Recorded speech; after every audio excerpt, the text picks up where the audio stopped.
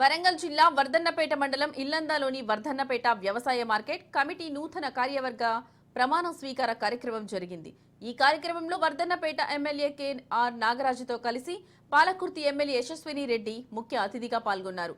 వర్ధన్నపేటలో హనుమకొండను తరిమి కొట్టారని, రాబోయే రోజుల్లో పార్టీ కార్యకర్తలు మరింత ఉత్సాహంగా పనిచేయాలన్నారు.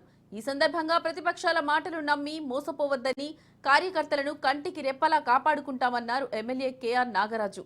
పార్టీ కోసం కష్టపడి పనిచేసిన ప్రతి కార్యకర్తకు పార్టీలో గుర్తింపు ఉంటుందని, వచ్చే స్థానిక సంస్థల ఎన్నికల్లో అందరూ కలిసికట్టుగా పనిచేసి కాంగ్రెస్ పార్టీకి పూర్తి స్థాయి మెజార్టీ వచ్చేలా చూడాలని కార్యకర్తలను కోరారు.